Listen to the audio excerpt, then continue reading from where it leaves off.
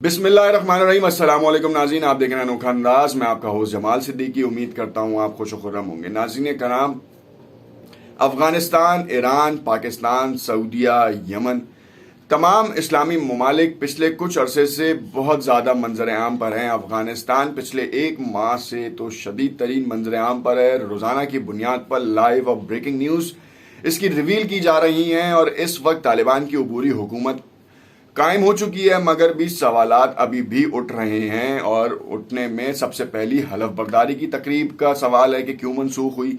दूसरी जानिब अमरुल्लाह सौलेह के भाई रूअल्लाह को जो है वो मारा गया और कहा यह गया, इंडियन प्रोपेगेंडा आया कि उनको गिरफ्तार करने के बाद बेदर्दी से कत्ल कर दिया गया है। इसके बाद तालिबान का मौक़िफ़ भी सामने आया। पंजशेर में इस वक्त क्या हालात हैं, कल रात से अब तक की क्या अपडेट्स आ रही हैं और इस वक्त क्या दिखा जा रहा है। दूसरी जानिब पाकिस्तान के ऊपर जो इल्ज़ामात आयद किए जा रहे थे उनकी हकीकत क्या है। कल एक बैठक हुई, बड़ी अहम बैठक हुई, बड़े अहम मामला डिस्कस हुए, कुछ पॉइंट्स उसके भी मंजर आम पर आए हैं, वो भी डिस्कस करेंगे।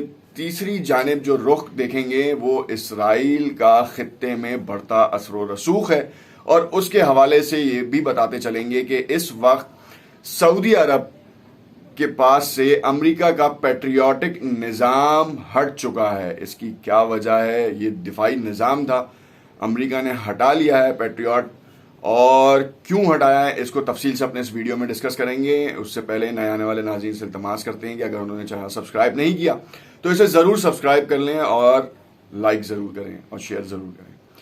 सबसे पहले आगाज़ करते हैं वीडियो का कि मुल्ला उमर रहमतुल्लाह अलैह का जो एक कॉल था, जो उन्होंने कहा कि अल्लाह अपने मकसद पे कायम रहने वालों की मदद करता है। 20 साल कल गुजर चुके हैं। अफगानिस्तान में बाकायदा रैलियां निकाली गई और तालिबान के हक में हज़ारों के मजमे निकले और उन्होंने अमेरिका के जो तसल्लुत को जो है वो बताया कि किस तरीके से उनकी ज़िंदगियों पे असरअंदाज हुआ था। 1996 से सन 2001 की जो हुकूमत थी तालिबान की, वो सख्त तरीन दौर था और इस बार एक महीने के अंदर ही तालिबान ने जो मंजरनामा, जो खाका पेश किया हुकूमत का, वो उसकी मिसाल कहीं नहीं मिलती। इतने बड़े क्लेम के बाद, पूरे अफगानिस्तान के अजलाओं के क्लेम के बाद, सूबों के क्लेम के बाद कहीं वायलेंस नहीं हुआ। सिर्फ एक पंजशेर वो इलाका है जो कि 1996 से सन 2001 में भी तालिबान ने उस पर जस्तुजू नहीं की थी कि वहाँ पर वो कैप्चर कर सकें या उधर भी अपनी हुकूमत कायम कर सकें। ये अहमद शाह मसूद के दौर की बात है, अहमद मसूद के वालिद के दौर की बात है। और सोवियत यूनियन जो कि पावरफुल थी, उसकी रेड आर्मी, वो भी यहाँ पर कैप्चर नहीं कर पाई। 7 बार उन्होंने पंजशेर के गारों पर कब्जा करने की कोशिश की, मगर हर बार नाकामी हुई और वो नाकाम होकर वापस लौट गए। लौटे तो लौटे, मगर वो अपना साजो सामान, असला छोड़कर भागे, बिल्कुल उसी तरीके से जैसे अमेरिका छोड़ के भागा। तो जो अहमद शाह मसूद के पास उस वक्त, उस दौर का असला अभी भी मौजूद है, जो कि ज़्यादातर नकारा हो चुका है, जिसे किसी काम का नहीं है। और जो डिपूस के ऊपर अभी तालिबान ने कब्जा किया है वो भी नकारा असलहे का डिपू था, जहां पर सोवियत दौर का असलहा वहां पे पड़ा हुआ था। गारों के अंदर बाकायदा डिपूस बने हुए थे। रूहुल्लाह सौलेह जो है वो तालिबान के साथ मुज़ाहमत में मारे गए। इंडियन प्रोपेगेंडा था कि उन्होंने गिरफ्तारी दे दी थी। उन्होंने गिरफ्तारी देने के बाद उनको तालिबान ने मारा है, कत्ल किया है, जिसके ऊपर ईरान की तरफ से शदीद तरीन बयानात सामने आए। ईरान के साबिक सदर ने जो बयानात देने शुरू किए, जिसके बाद ईरान के अंदर से ही आवाज़ उठना शुरू हुई कि ये गैर मुल्कियों का आलाकार बन गए हैं और अंदर ईरान के अंदर जो शरीयत का नफाज है उनके मुल्क में, अहले तशय्युआत का, उसके खिलाफ काम करने की कोशिशें शुरू कर दी गई हैं। हालांकि 2 बार इक़्तिदार के मज़े लूटे साबिक ईरानी सदर ने और अपने दौर में इस तरह का कोई इक़दाम नहीं किया, मगर अब उनकी तरफ से इस तरह के बयानात सामने आना काबिल हैरत भी है, ईरान के अपनी आवाम की तरफ से और पाकिस्तान की तरफ से भी।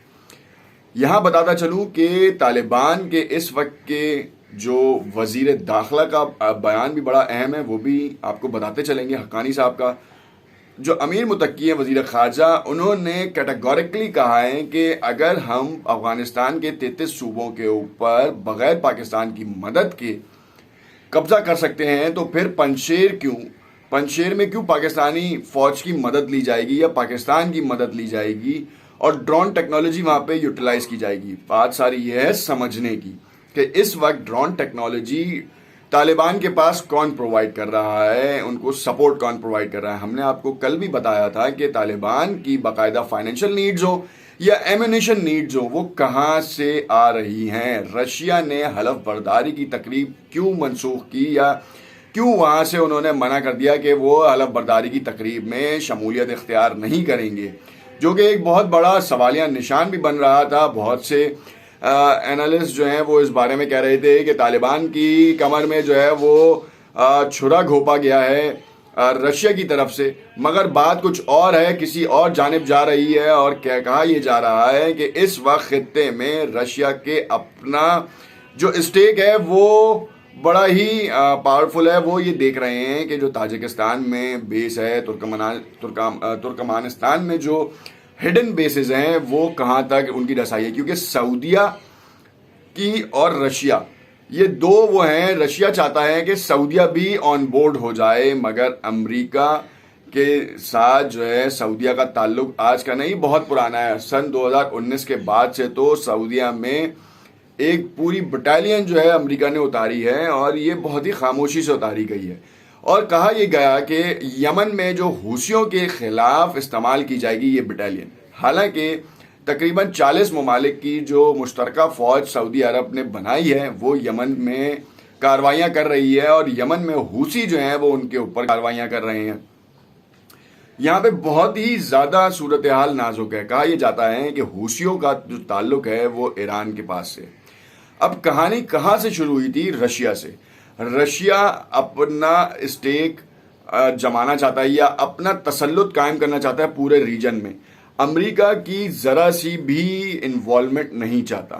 तालिबान को उन्होंने ये इशारा दिया कि इस वक्त सऊदी अरब में जो अमेरिका का पूरा इंफ्रास्ट्रक्चर है वो हटाया जाए। अमेरिका ने जो अपना दिफाई निज़ाम था वो सऊदिया से निकाला कि सिर्फ उनको ये बावर करा सकें कि यमन के हूसियों के खिलाफ हम कार्रवाई कर सकते हैं और उनको रोक सकते हैं। अगर आपका ज़रा सा भी इन्फ्लुएंस जो है वो रशिया की तरफ गया तो आप देखें फिर अभी उन्होंने दिफाई निज़ाम निकालने के बाद दोबारा घुटनों पे लेकर आ गए। तीसरी जानिब जो इसमें सबसे बड़ा प्लेयर है जो अब तक मंजर आम पर नहीं आ पा रहा सही से, वो है इसराइल। इसराइल की बढ़ती पेनिट्रेशन जो है उससे चाइना भी परेशान है, उससे रशिया भी परेशान है और उससे और दूसरे इस्लामी ममालिक भी परेशान हैं। मगर खुश कौन कौन से ममालिक हैं उसके बारे में नेक्स्ट वीडियो में हम आपको बताएंगे तफसील से कि इस वक्त जो 4 इस्लामी ममालिक ने इसराइल को तस्लीम किया है वो इस पूरे खत्ते की सियासत में क्या अहम रोल प्ले कर रहे हैं और पाकिस्तान का क्या किरदार इसमें नज़र आ रहा है। देखते रहिएगा अनोखा अंदाज। वीडियो को तफसील से देखने और सुनने के लिए शुक्रिया। लाइक एंड शेयर ज़रूर कीजिएगा, कमेंट में अपनी राय से ज़रूर आगाह कीजिएगा।